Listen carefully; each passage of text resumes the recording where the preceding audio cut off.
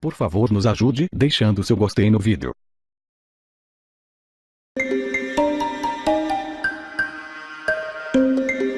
A defesa do ex-presidente Lula declarou hoje que vai entregar à justiça os originais dos recibos de aluguel do apartamento em São Bernardo do Campo, que, segundo o Ministério Público, é fruto de propina da Odebrecht.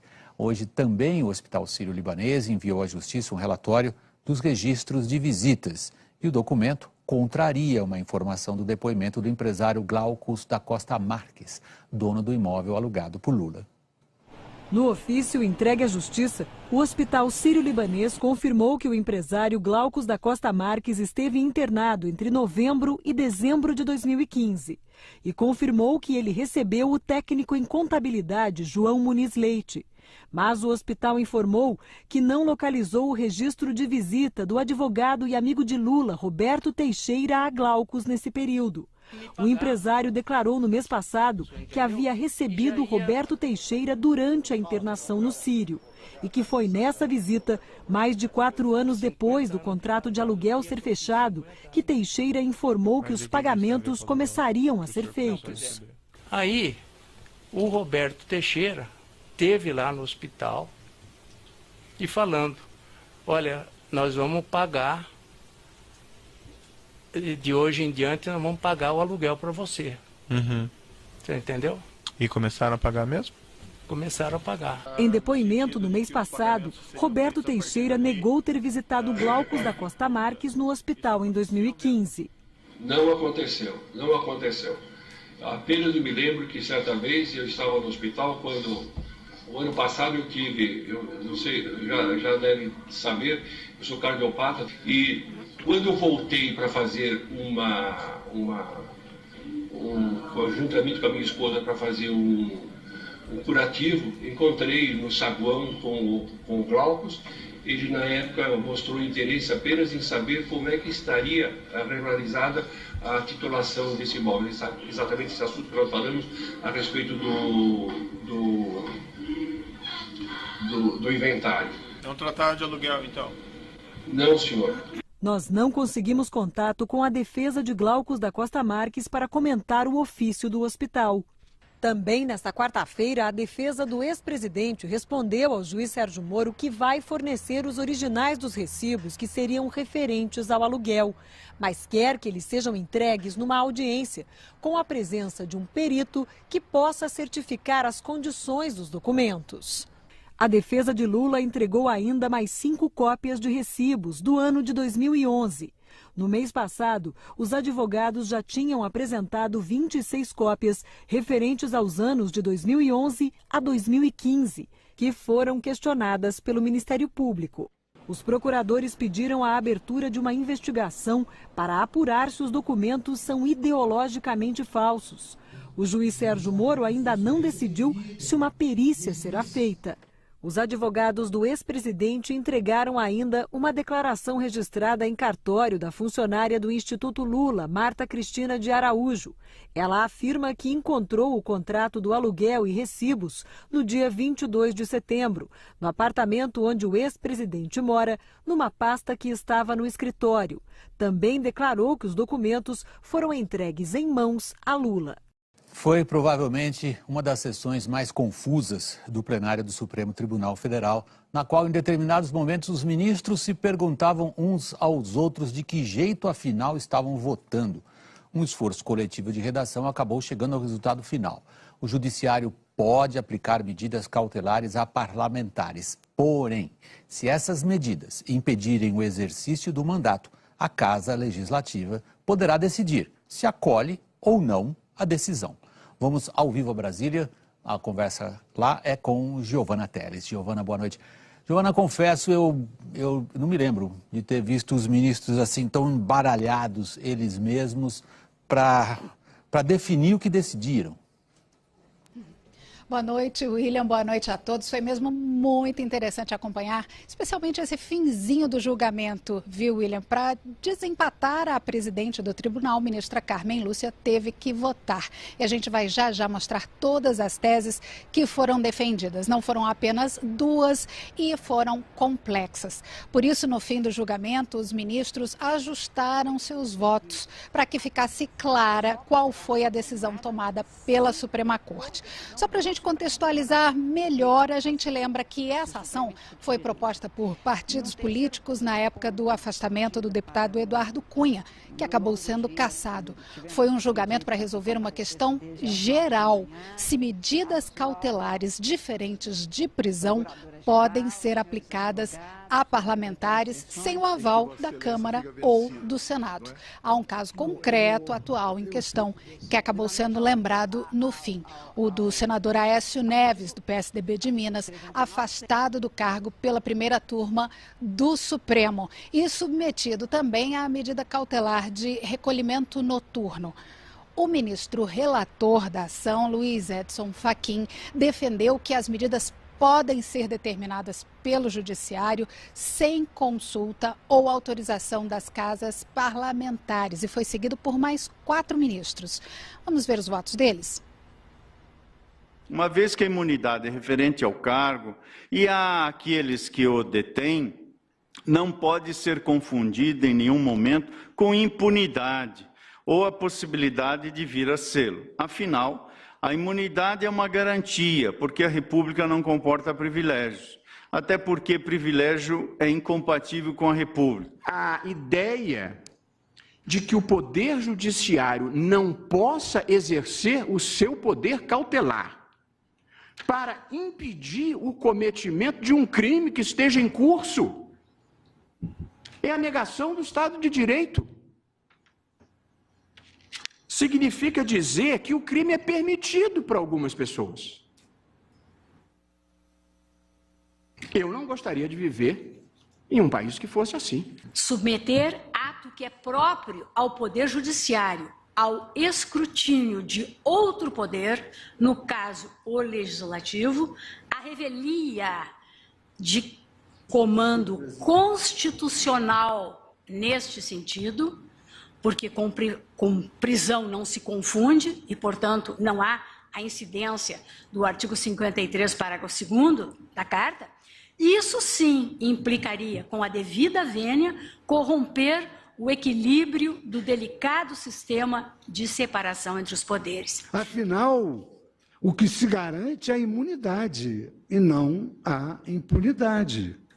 Essa é incompatível com a democracia, com a República e com o próprio princípio do Estado de Direito. Imunidade é prerrogativa que advém da natureza do cargo exercido.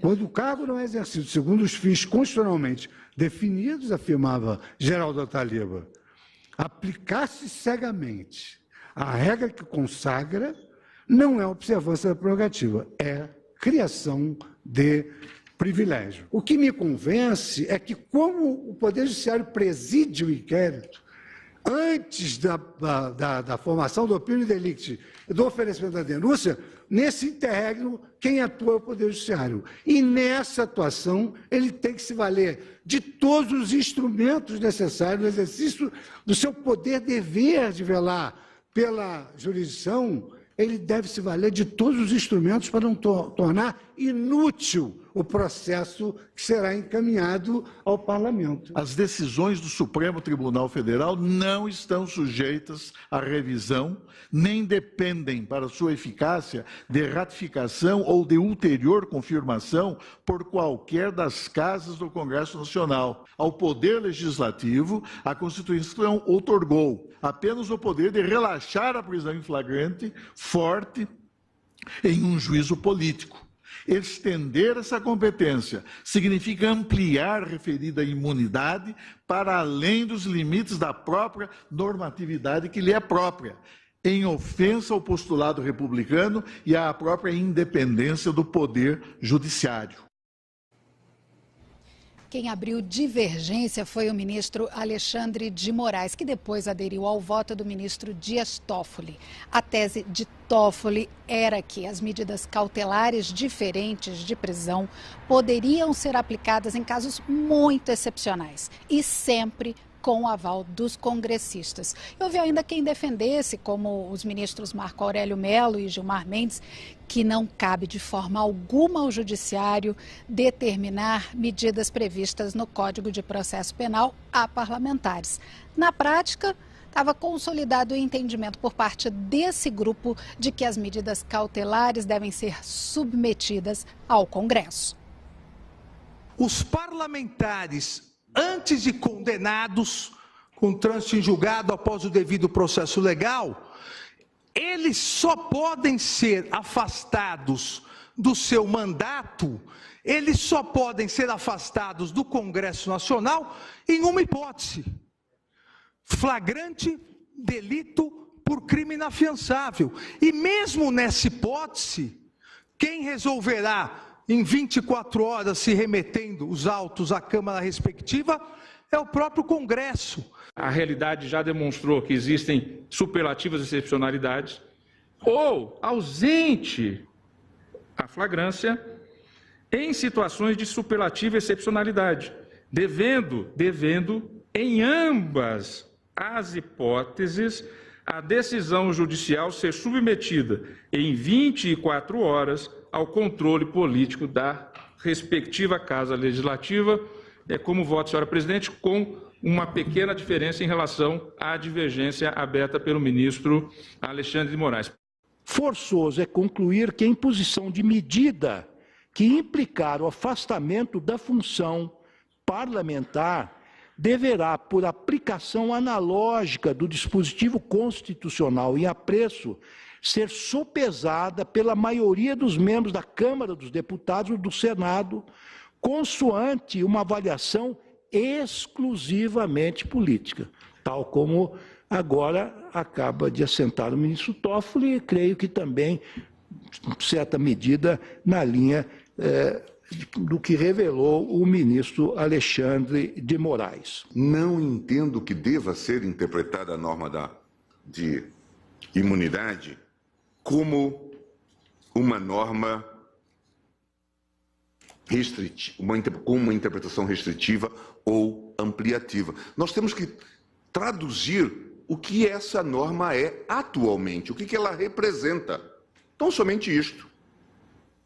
E ela é uma pedra de toque do sistema de divisão de poderes, sob pena de nós estimularmos uma escalada de conflito de poderes, com esse jogo de revisão por parte de uma casa legislativa, mudança de leis, como tem ocorrido. Então, precisamos estar atentos a esse fenômeno. Essa história de dizer que o Supremo pode tudo não vinga. Não pode vingar, porque ele também está submetido à Constituição Federal.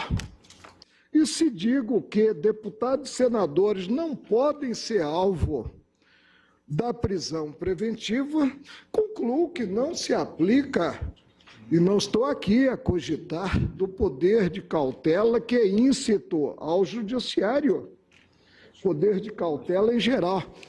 Não se aplica qualquer das medidas do 319, que são medidas pessoais de constrição a deputados e senadores.